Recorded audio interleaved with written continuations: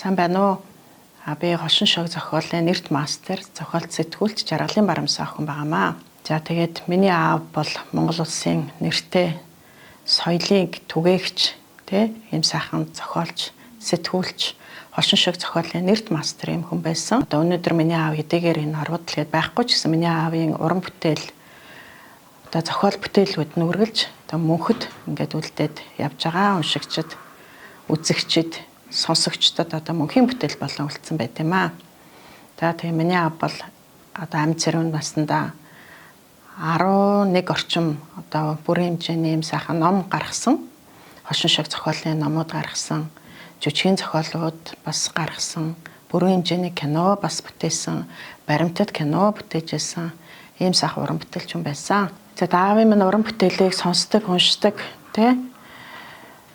үздэг ийм сайхан одоо арт түмэн одоо миний аавын мөнхөд одоо үргэлжлэх энэхүү уран бүтээлүүд нь өөр хүүхдүүд бидэнд бас ингэж үлдсэн байт юм аа. Тэгэхээр миний аав одоо намайг үнэлэхгүй 100 жилийн дараа намайг үнэлнэ гэж хэлдэг байсан тэр үедээ. Аавын минь уран бүтээлийг тухайн үед бол гадаадын маш олон газрууд одоо энэ байгууллагууд маш их сонирхож ирж исэн байна лээ. Тэгээд их олон хэл дээр зохиолууд нь хэвлэгдэж гарч ирсэн. Англи хэл дээр, хятад хэл дээр, солонгос хэл дээр, испани хэл дээр, болгар хэл дээр. Одоо сүүлийн үед одоо Унгарын одоо ийм эрдэмтэн судлаач нар маш их уран бүтээлүүдийн судлаад үүгээрээ дамжуулаад бас Монголын бас нэрч төлөөлөгч, зохиолч, сэтгүүлчдийн бас зохиолуудыг бас нэгтгээд за ийм сайхан ном гаргасан биднэрт бас бэлгэлсэн. Тэгээд аав маань ийм сайхан мөнхөд одоо үлдэх ийм сайхан зохиолуудыг бидэндээ үлдээж одоо авсан байна. Тэр одоо миний аав чинь 40 гаруйхан наснда хорвоог мөнх бусыг үтсэн хэдий ч энэ хугацаанд одоо зөвхөн зохиолч төдийгүй одоо улс төрч хүн байсан. Одоо би бол хувьдаа ингэж бодд тийм ардчлалыг бол анх Монголд би болгосон хүн гэж би аавыг хувьдаа би үнэлж авд юм аа. За тэгээд аав минь маш их олон зүйлийг сайхан бичиж арт түмэнд одоо маш их энэ өөрийнхөө зохиолоороо дамжуулаад нийгмийн бусармаг болохгүй бүтэхгүй байгаа энэ болж бүтэхгүй байгаа зүйлүүдийг өөрийнхөө одоо нүдээр харж тэгээд ингээд юм сайхан зохиолуудаа бүтээлүүдээ нийтлэлүүдээ гаргаж ирсэн юм хүн байгаа. Тэгээ миний аавын одоо зохиолуудыг биднээс зөвшөөрөл авахгүй одоо маш их олон зүйлд ингээд ашиглаж байгаа нь ингээд ажиглагдаад байсан байхгүй юу. За ингээд ердөөсөө болохгүй байна гэд ээжтэйгээ ярилцаад гэр бүлээр бид нэр ярилцаад одоо аавынхаа зохиосон энэ номнуудыг, уран бүтээлүүдийг оюуны өмчийн газарт бүртгүүлээд одоо оюуны өмчөөр ингээ хамгаалцсан байгаамаа. Тэгэхээр энэ чинь өөрөө одоо миний ааваас одоо үлдсэн зохиолууд. Энэ зохиолуудыг бид нэр үр хүүхдүүд нь гэр бүл нь өв уламжлагдаж одоо авч явах хэрэгтэй байхгүй юу? Ийм үүрэг бид нэр бол хүлээж байгаа юм. Гэсэн хэдий ч одоо сүүлийн үед энэ Хошин шогийн продакшнууд одоо янз бүрийн одоо хуваараа одоо янз бүрийн юм тоглолтог одоо Хошин шог одоо жанрын зөвлөлд тоглолтог ийм хүмүүс одоо миний аавын зохиолуудыг маш их ашиглаж байна. Тэнд нь би бол маш их эмзэглэж авдаг. Миний ээж ч эмзэглэж авдаг. За миний муу ханы ийм зохиолыг ингээд ашигласан байна да гэж зурагтаар хүртэл хараад ингээд бид нар бол яриад явж ирсэн одоо цөөнгүй байдаг. Тэр хувь хүний тэр хүний одоо оюуны потенциал ахгүй юм чинь.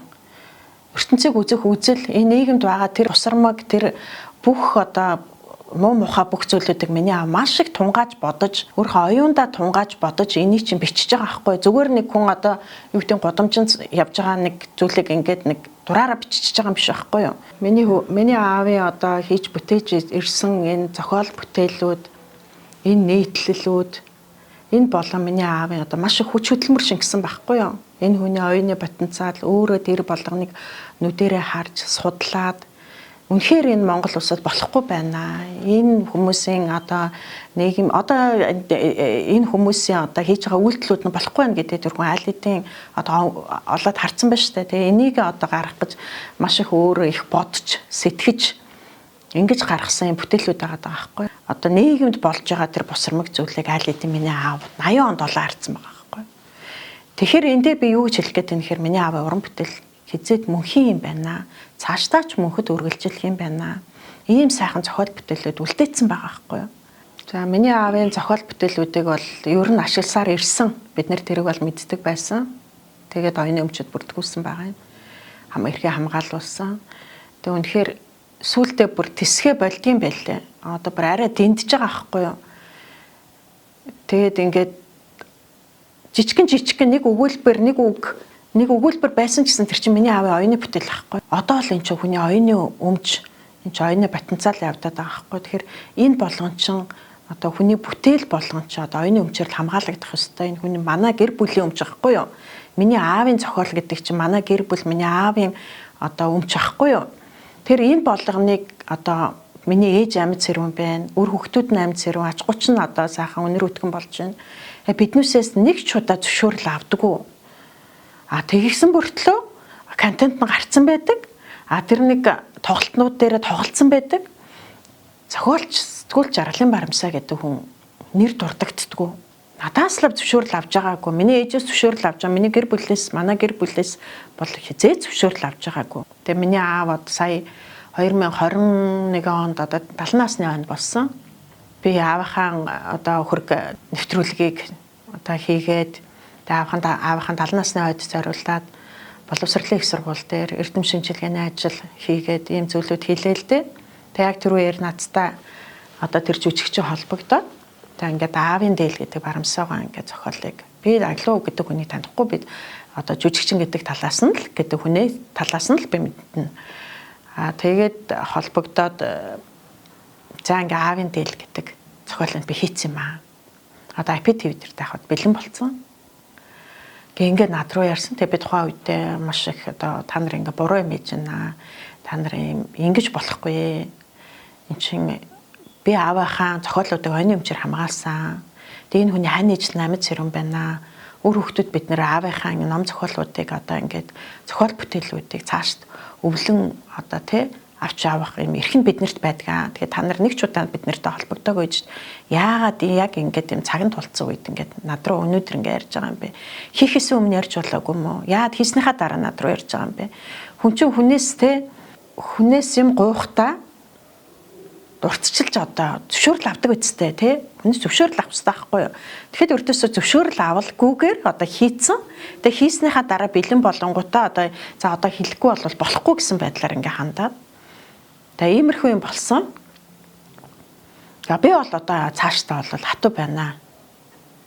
Аавынхаа уран бүтээлүүдийг би бол одоо үнэхээр бид нартэй ингээд ирээд уулзаад уучраа байдлаа хэлээд үнэлээд энэ ч одоо үнэлэгдэх ёстой юм байхгүй юу? Энэ чинь хүний оюуны бүтээл шүү дээ. Одоо мэдхгүй дэлхийн нийтэд бол энэ чинь асар их үнэлэгдэх ёстой зүйл. Манай Монголд одоо яагаад ингэ үнэлэгдэхгүй хүмүүс ингэ хулгай хийгээд байдаг юм. Хин дуртаа нь өгүүлбэр одоо юугаар нь зохиолын бүр ингээд гуйвалцсан байдаг. Одоо дорж хотууга миний аавын багш дорж хотууга миний аав бол маш их хүндэлж ирсэн. Дорж хотууга манай аав хоёрын зохиолыг нийлүүлээд за тэгээд ийм зохиол гарах ийм контент хийсэн байгаа. Тэгээ миний супер аав ханиа даргад өнсвөл бас миний аавын бас нэг алдартай зохиол гэдэг би яасан бэ гэх хошин шог өгүүлдэг гэдэг. Тэгээ эднүсээр бол контент хийсэн байгаа байхгүй юу? Надаас зөвшөөрөл аваагүй. Сүүл зургийн сонсохнод оржихдоо ахаас ч зөвшөөрөл аваагүй лээ. Тэг ингэж болохгүй байхгүй юу? Тэгээ энэ бол хулгай юм аа. Дорж утуугаа одоо бас зохиолуудаас энэ хүмүүс бас ингээ хулгай хийгээд зохиолуудыг бас гуйвуулад ингээ авч байгаад нь би бас яг адилхан зохиолчны хүүхдийн хувьд би бас айгүй харамсалтай байна. Тэгээ би бол зохиолч нар хэрвээ энэ дээр ингээд нэгдвэл би бол нэгднэ. Миний бол байр суурь юм байгаа. Тэгээ цаашдаа ч гэсэн одоо энийг бол бүр хуульчлаад хууль нь маш нарийн болох байхаа гэж би бас бодож байгаа. Энийг бол одоо хуулиндаа маш чангал байх ёстой. Хуулиа одоо юу гэдгийг торгуулийнхаа хэмжээг маш өндөр байх ёстой. Тэ хамгийн гол юм чинь энэ ахгүй юу? За дорж хотуугаа уран бүтээл дорж хотуугаа одоо өөрийнхөө уран бүтээлүүдийг бас ингээл манай автаа адилхан ингээд алтаал явж байгаа бас нэг хүн одоо уран бүтээл хүн шүү дээ. Тэгээд бас шүүхийн байгууллагад хандж байгаа юм билээ. Тэр энэ одоо эхлэл байгаа байхгүй юу? Бид нэр ингэж эхэлж ийж цаашдаа энэ оюуны өмч гэдэг зүйл чинь болохгүй юм байна. Энэ хүмүүс залуучууд одоо энэ хулгай хийгээд байгаа өөрсдөө одоо энэ чинь энэ уран бүтээлүүдийг ашиглаад тэр улсууд мөнгө хийгээд шүү дээ. Мөнгө олоод байгаа байхгүй юу? Гэсэн мөртлөө уран бүтээлчт нь болон амьд цэрүүн байгаа уран бүтээлчд нь мөнгө нь очихгүй байхад одоо миний аав шиг мөнх өсөг үтсэн хүмүүсийн ар гэрт нь яаж очих вэ? Одоо энэ бас амар аимшигтай санагдчихж байгаа байхгүй надад.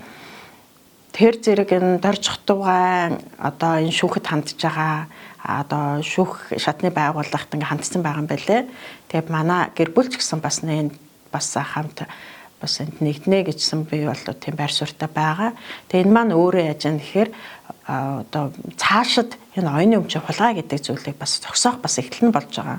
Одоо маш том одоо хүмүүст анхаарал болох байхаа тий.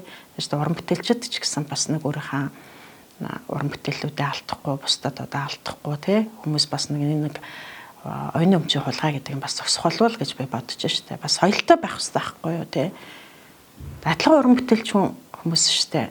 Тэгэхэд яагаад ингээд зохиолч нараас эрхийн ингээд аваад уран бүтээлээ хийгээд энэ чи ядаж ирээд те одоо амьд цэрүүн байгаа хүмүүс дээр нь ирээд уулзаад одоо юу гэдгийг таны зохиолыг ингээд авч болох уу гэд ингээд настай хүмүүс чинь баярладаг байхгүй юу? Баярлал штэ. Тэ мөнгнөөс илүү те өөрийн зорж ирээ хүндэтгэл гэдэг юм байх хэрэгтэй байхгүй юу? Тэгэхэд ямар ч хүндэтгэл байхгүй одоо амьд цэрүүн байхад нь ингээ тэр хүн зохиолж байгаа хүнддэхгүй уран бүтээлээ ингээ хулгай зуучаа тэгээд дараа нь тэгсэн билүү одоо ийм болоогүй штэ гэд ингээд ийм яриа сууж ин гэдэг бол бас байж боломгүй л зүйл гэж би бол хувьдаа бодож байгаа. Тэгэхээр энэ маань бол их одоо та бүхний хийж байгаа энэ ажил одоо эхлэл бөгөөд эцэх байгаасаа л гэж би бодчихээ. Тэгээд маш сайхан одоо уран бүтээлчтэй тэмцсэн ажил бас нэг гарц гаргаж өгöd нь шүү дээ тий. Дорж хотугаагаар одоо дамжуулаад тий. Тэгээ уран бүтээлчдэд одоо маш хэрэгтэй зүйл болж байгаа. Зөвхөн дорж хотугаан зохиол энийг яриад байгаа юм биш. Аюу олон зохиолч нар уран бүтээлчд миний аав хүртэл орж байгаа байхгүй тий. Би ч гэсэн бас одоо яах ёстойгоос мэдэхгүй л байсан.